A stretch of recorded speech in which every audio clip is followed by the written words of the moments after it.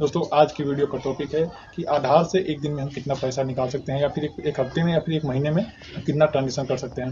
दोस्तों विगत पिछले वर्षों में जो नियम थे उसमें कुछ बदलाव किए गए हैं। तो अगर आप एक कस्टमर के बेस पे जानकारी चाहते हैं तो आपको इस वीडियो में वो भी जानकारी मिली। अगर आप एक रिटेलर हैं तो उसके संबंध भी आपको जानकारी मिल पाएगी। तो दोस्तों पूरी जानकारी के लिए, स्टेप बाय स्टेप जानकारी के लिए इस वीडियो के अंत तक बने रहें और वीडियो पसंद आए तो चैनल को सब्सक्राइब करें। तो दोस्तों मैं शुरुआत करना चाहूँगा। पहले जो थी कि अगर आप आधार से ट्रांसफर करते थे तो अलग अलग बैंकों का अलग अलग शुरुआती दौर पे कोई इसकी लिमिट नहीं बनाई गई थी कि कई बैंकों का ऐसा था कि 3-4 बार करने पे, यानी कि मैं खुद भी एपीएस से रिलेटेड काम करता हूँ, लोग पिछले 5 वर्षों से मैं इस फील्ड में हूँ। तो दोस्तों मैं जब नया नया अपने पोर्टल से एपीएस मतलब जो मैं पेवर्ड का एपीएस पोर्टल चलाता हूँ, तो मैंने शुरू से जब ट्रांजेक्शन शुरू किया गया था तो उस समय कोई लिमिटेशन नहीं थी। एक एक बैंक जैसे यूनियन बैंक, पंजाब और स्टेट बैंक का भी मैंने एक ही दिन में लगातार 2-2 मिनट के अंतराल पर 50,000, 80,000 और 1 लाख रुपये तक भी ट्रांजेक्शन किए थे। लेकिन दोस्तों समय के साथ टेक्नोलॉजी बदलती गई, फ्रॉड से बचाने के लिए टेक्निक्स बदलती गई और अब थोड़ा लिमिटेड, अब हर बैंक के अपनी अपनी लिमिट लगाई जा चुकी है। दोस्तों आधार से एक दिन का लिमिट अगर आप जानना चाहते हैं तो एक दिन में सिर्फ आधार से अगर एक ट्रांजेक्शन में आप 200, 500, 1000 या फिर 10,000 निकालना चाहते हैं तो इतना समझ लीजिए एक दिन का 10,000 रुपये ही अमाउंट आपका निकल पाता है। ये लिमिट होती है। अगर आप किसी प्राइवेट बैंकों से आपका अकाउंट चलता है जिसमें आप आधार ट्रांसफर करना चाहते हैं तो देखिए इस बात को पूरी डिटेल से समझने के लिए एक जानकारी आपको ध्यान में रखने की ज़रूरत है कि जो भी मैं ट्रांजेक्शन के बारे में बता रहा हूँ ये ट्रांजेक्शन अलग अलग बेसिस पे है। इसका मतलब अगर आप अकाउंट से विड्रॉल करके आए हैं तभी भी आपका आधार से पैसा निकल सकता है, वो लिमिट जो है वो अलग है। एटीएम से विड्रॉल किया वो लिमिट अलग है। अगर आपने फोन पे, गूगल पे से ट्रांसफर किया तो वो लिमिट अलग है। लेकिन जो आधार बेसिस आपका ट्रांजेक्शन होता है वो लिमिट अलग होती है। तो दोस्तों जो मैं बता रहा हूँ आधार के बारे में बात करूँ तो आप ये बात कंफर्म समझ लीजिए कि ऐसा इसको मत समझिएगा अगर आपने आधार से 10,000 रुपये अपने फिंगरप्रिंट से निकाल लिया है तो आप अपने बैंक से पैसा नहीं निकाल पाएंगे। ऐसा कतई भी नहीं है।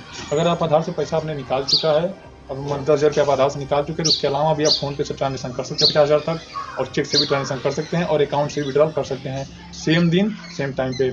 लेकिन दोस्तों अगर आप यही सिचुएशन को पलट दिया जाए तो अगर आपने विड्रॉल किया है अकाउंट से 50,000 रुपये या फिर फोन पे से आपने ट्रांसफ़र किया है, उसके अलावा भी आधार से पैसा उस दिन निकल सकता है।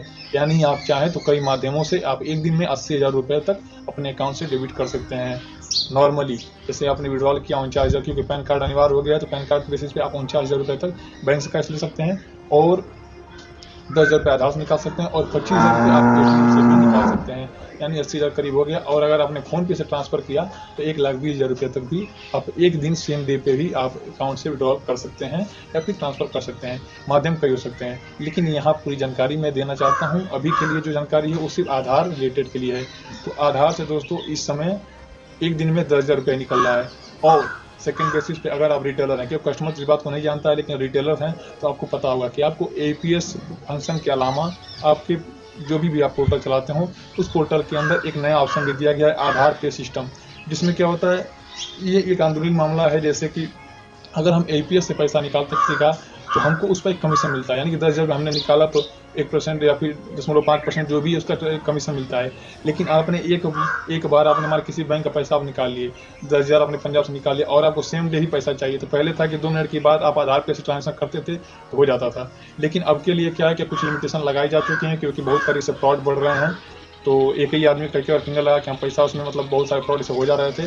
तो अब गवर्नमेंट ने या फिर आरबीआई ने या फिर एपीएस माधव यूआईडी सेक्टर ने इस ट्रांजेक्शन में थोड़ी सी लिमिटेशन लगा दी है। ये लिमिटेशन इस प्रकार है कि अगर आपने 10,000 रुपये एक बार में निकाल लिया, अगर आप सेम टाइम पे, यानी मान लीजिए आपने एक ट्रांजेक्शन कर लिया 1,000 रुपये का, आप चाहें कि तुरंत 2 मिनट के बाद में पैसा निकालूं तो ऐसा आप नहीं कर सकते हैं। एक ट्रांजेक्शन के बाद दूसरा फिंगरप्रिंट लेने के लिए या फिर बैलेंस चेक कर सकते हैं, लेकिन विड्रॉल करने के लिए आपको 30 मिनट का, पूर्णतः 30 मिनट का समय देना होगा। अगर इस समय में 30 मिनट के अंतराल पे ही आप दोबारा ट्रांजेक्शन कर पाएंगे।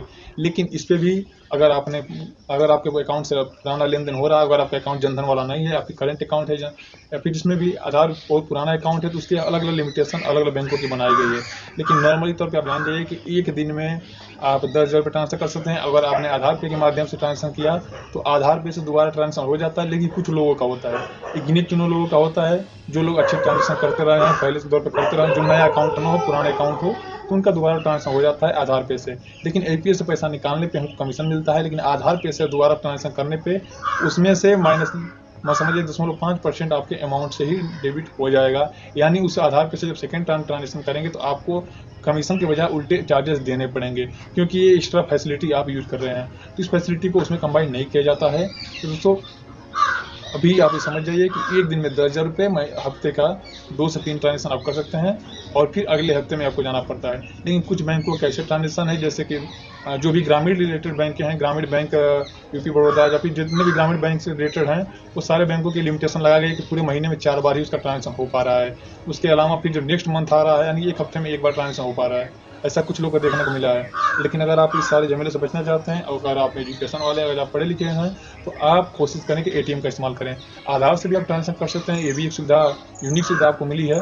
लेकिन इसका ट्रांजेक्शन लिमिट है। कुछ लोगों का एक हफ्ते में 30,000 रुपये निकालने के बाद दोबारा ट्रांजेक्शन नहीं होता है, तो नेक्स्ट हफ्ते में हो जाता है।